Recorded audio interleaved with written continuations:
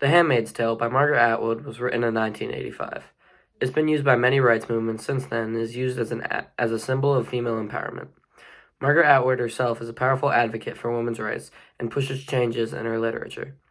Unfortunately, Margaret Atwood's speculative fiction has become more relevant now than it was when The Handmaid's Tale was published. Although Margaret Atwood got many of her ideas for the novel from historical events, the way she portrayed it has evolved into somewhat of our current real world.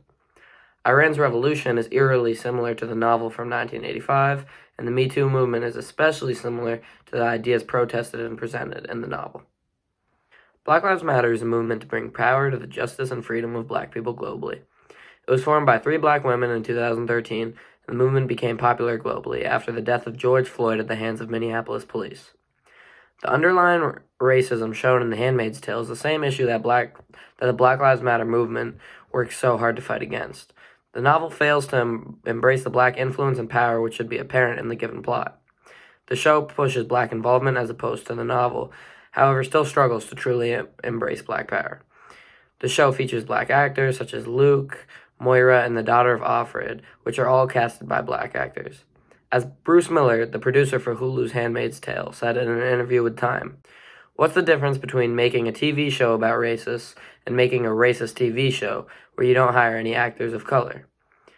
Regardless of the black actors, the plot or power of Gilead is not conformed at all to mention the black history in the situation. Black history is clearly rooted in the plot but wrongfully embraced. The appropriation of black history to white women's experiences in the novel raises a few eyebrows. Had soldiers taking Offred's daughter from her.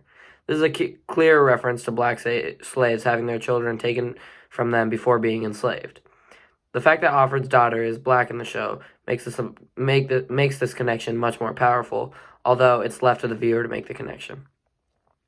Luke escaped the society by making it to the Canadian border, which resonates with the history of Canada being a safe ground for African slaves to escape to. The sexual acts that are forced upon the handmaids is similar to the rape that American slaves experienced from their masters. The way for handmaids to escape the society is by a connection of people against the society, dubbed the Underground Female Road, which is like toying with the reader as it's a clear reference to the Underground Railroad, which was a system that the slaves used to escape enslavement. The handmaids are prohibited from reading, similar to how the slaves were, and are publicly hung for crimes against the Republic. The way the novel ignores the black history is concerning, as it would be a powerful symbol for black empowerment in history. As put by The Verge, it's as if the show's creators feared that any discussion of racism or any recognition of race would cause Gilead to crumble, leaving the handmaids black and white, standing in the rubble, blinking in confusion. In fact, Margaret Atwood, the author of the novel, even publicly stated that most, if not many of her ideas for the handmaids in the novels came from American slavery. In the novel, it said by Offred that Gilead specifically dislikes the song Amazing Grace, which, funny enough, was a protest against the slave trade. The disregard and appropriation of black history in the novel is more than evident, and it leaves the question, why?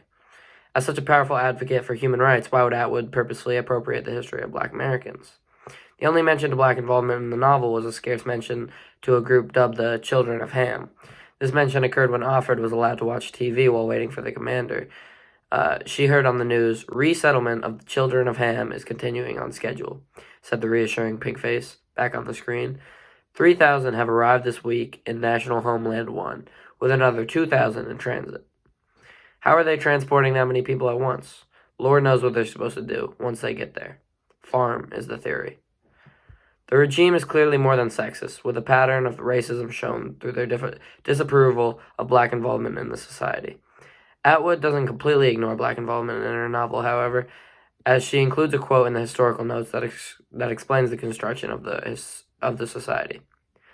Its racist policies, for instance, were firmly rooted in the pre-Gilead period, and racist fears provided some of the emotional fuel that allowed the Gilead takeover to succeed as well as it did.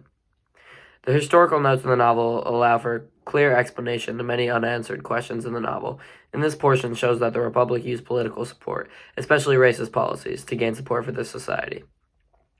The Black Lives Matter movement fights for black representation and empowerment, which is attempted at being included in The Handmaid's Tale show on Hulu when it was ignored in its novel. However, the representation that's attempted is unsuccessful in fulfilling the true involvement that Black history deserves in the plotline of the novel. Sexual assault has been in America from the beginning of its creation. It started with raping slaves, indentured servants, to now today, where 1 out of every 6 American women have been sexually assaulted or raped. This happens not only on the streets in the middle of the night, but also in the high parts of America in broad daylight in office buildings. In 2006, however, Tarana Brooks shared her experience of sexual assault online. Instead of people ignoring it as previously done, and people telling her to get past it, people started saying #MeToo. Just like that, the Me Too movement was born, taking storm to all forms of sexual harassment and rape. As it progressed, more and more women would reveal their stories about their experiences on social media. As it progressed, in 2017, Alyssa Milano posted to Twitter, "If all the women who have been sexually assaulted or harassed wrote Me Too as a status, we might give people the sense of magnitude of this problem." This led to not only thousands of women speaking up, but celebrities like Ashley Judd and Jennifer Lawrence also speaking out and revealing how bad sexual harassment is, not only across America, but in Hollywood. As more and more women in Hollywood revealed their stories of sexual harassment, many people in high positions were fired and criticized. The #MeToo movement has been helping people and revealing rape and bringing light on statistics like a woman is raped every 68 seconds in just America alone. The Me Too movement has done a great job of getting closer to reaching its goals of ending sexual violence and creating a community where sexual violence survivors can come together and reveal their stories. Although The Handmaid's Tale was written in 1985, it still promotes some of the same goals as the Me Too movement. The Handmaid's Tale is surrounded by a government centered around sexual assault. Women are taken into Gilead forcefully and forced to be sexually assaulted during a quote-unquote ceremony in hopes of bearing a child. Women are not only sexually assaulted during these ceremonies, but are also when they're just alone with men or with their commander. We see this on page 255 when Offred is alone with her commander in his room, and she has to fake enjoy being sexually assaulted. Offred describes the situation as, "Fake it," I scream at myself inside my head, "but stir yourself." Although this is not allowed in Gilead, Offred is forced to anyway, as the commander would kill Offred for not doing so. Being a handmaid relates to the Me Too movement, as handmaids are forced to be sexually assaulted against their wishes, or they will be hurt, or even killed. We can also see a relationship through the book when women are being hypnotized into thinking that being sexually assaulted was their fault. We see this on pages 71 and 72 when Janine is talking about her situation of getting sexually assaulted when she was a kid. Offred displays the situation to us by saying, "It's Janine," telling about how she was getting gang raped at 14. Then going on to describe how the girls would point and yell at Janine saying, "Her fault, her fault, her fault." Although it is not clearly stated throughout the text, I would put the scene in to display the situation to the reader in real life. She did this to spread light on how there have been hundreds, if not thousands, of cases of women filing sexual assault charges on men, but the court ends up overturning these charges, saying that the woman came onto the men, when 99% of the time this is not true. This was a major problem when the book was published, and still is today, as even though the Me Too movement is trying to combat this issue, and trying to get it to stop. Even though this still happens today, it is seen with the Heard versus Depp trial, where Amber Heard failed to win a court case, even providing evidence of sexual assault charges. The main connection to the Me Too movement can be found in the historical notes, as it is revealed to the readers that The Handmaid's Tale was written by Offred. Using inferences throughout the text, Offred wrote The Handmaid's Tale to reveal that what was actually happening in Gilead and the truth about it.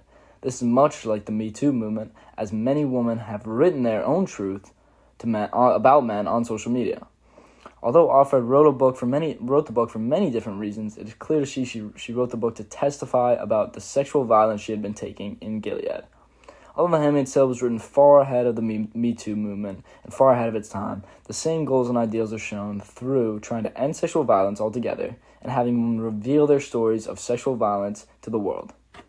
While acknowledging the importance of The Handmaid's Tale, it is impossible to ignore what is happening in parts of the world such as Iran. Recent actions taken by the Iranian government have faced major backlash from human rights organizations as well as news outlets. But more importantly, these actions have seemed eerily similar to the Republic of Gilead, created by Margaret Atwood. One of our first glimpses into Gilead is when Offred and Of Glen travel to the wall. Offord explains that the bodies hanging on the wall have, quote, committed atrocities and must be made into examples, and that, quote, what we are supposed to feel towards these bodies is hatred and scorn. What is shocking news now is that the public hangings of numerous protesters have begun in Iran, and there seems to be no signs of stopping. Just last Thursday, December 8th, a man named Mohsen Shikari was hanged at a prison near Tehran on charges of blocking the road and stabbing a member of the Basi militia. Additionally, just this Monday, December 11th, a man named Mahid Reza Ranavard was hanged from a construction crane with a sack covering his head, charged with the killing of 2 Basi militia officers. These officers seem parallel to the angels in the Handmaid's Tale. Offord describes the angels as, quote, objects of fear to us, which looks very true in Iran, as these officers have been recorded attacking protesters and oppressing citizens. These hangings were both seen by the public and recorded and spread throughout the country. Human rights groups have reported that both of these men were not given judicial due process and that the charges given to them cannot be fully trusted. Assessing what is going on, Rahab Ben-Ari, a human rights lawyer and Iran researcher for Amnesty International, stated that, quote, these trials and executions are designed to repress the protests and create a climate of fear and intimidation in the society. These actions put forth by the Iranian government follow the same steps that Gilead took to take control over its citizens and seize any and all forms of possible rebellion. It seems with the creation of Gilead, Atwood not only created a warning for what could happen, but effectively predicted the future and how dangerous regimes could come to power. Following the Islamic Revolution in 1979, Iran has slowly stripped women in their society of many of their rights. Directly following the revolution in 1980, Farakhroo Parsa, the only female cabinet member at the time and outspoken supporter of women's rights, was executed by a firing squad.